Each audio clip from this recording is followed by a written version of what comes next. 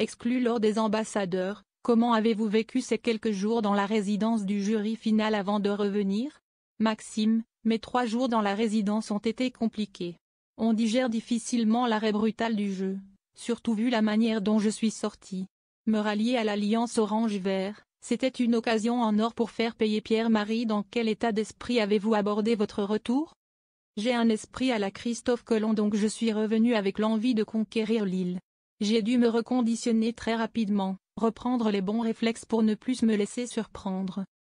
Étant revanchard, je n'avais qu'une seule idée en tête, aller au bout, et leur faire payer le plus rapidement et intelligemment possible.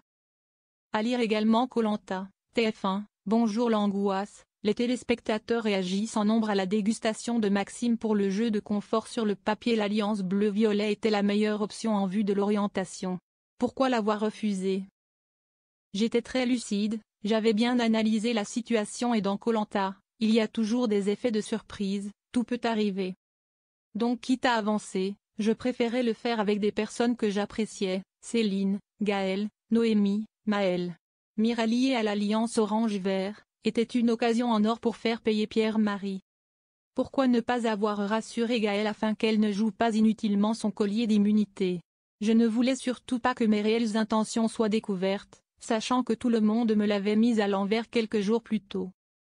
Quand on n'est pas sûr des gens à 100%, il ne vaut mieux rien dire. D'ailleurs j'ai été un peu déçu qu'elle le sorte, parce que ça a un peu cassé mon effet de surprise sur l'élimination de Pierre-Marie. À mes yeux je n'ai trahi personne depuis la fin du tournage. Avez-vous eu l'occasion de reparler à Pierre-Marie? Non. Très franchement on n'est pas de grands amis. Je ne vous cache pas que nos échanges sont restés très minimalistes.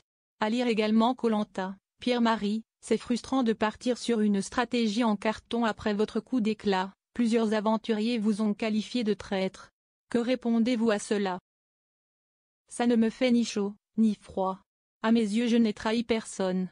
Je me suis juste servi d'eux, de la même façon dont ils se sont servis de moi lors des ambassadeurs. C'était un juste retour de bâton. Vraiment je m'en fiche. Mais c'est normal, ils ont exprimé leur colère. À lire également Koh-Lanta, Naïs, Maxime a joué bêtement au lendemain de l'élimination de Pierre-Marie et de Naïs. Comptiez-vous vraiment rester fidèle à l'Alliance Orange-Vert? Si j'étais resté dans le jeu, j'aurais continué à naviguer entre deux eaux, afin d'aller le plus loin possible. J'assume tout ce que j'ai dit, et tout ce que j'ai fait. L'ambiance était glaciale sur l'île de l'exil entre vous et Jérôme et Claire. Oui, j'ai voulu m'isoler dès mon arrivée sur l'île, mais appréciez eux, qui n'ont pas voulu que je reste. Pourtant à l'écran on voit plutôt le contraire, ils viennent vous chercher à plusieurs reprises, vous proposent de la nourriture.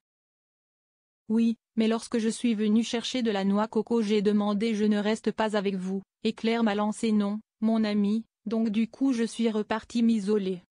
À lire également je me suis excusé, Johanna, Koh-Lanta, évoque sa relation avec Andrea depuis la fin du tournage. Vous trouvez aussi de la noix de coco et de la canne à sucre. Regrettez-vous de les avoir mangés en cachette alors que Claire et Jérôme ont partagé leur nourriture avec vous?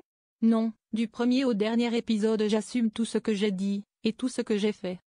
Comment avez-vous vécu l'épreuve éliminatoire face à Claire et Jérôme? Statistiquement j'avais plus de chances de rester, donc j'essayais de me rassurer comme je pouvais. Mais les casse-têtes ce n'est pas du tout ma tasse de thé. J'aurais préféré tomber sur une épreuve d'agilité. Sortir sur un truc comme ça, si est triste.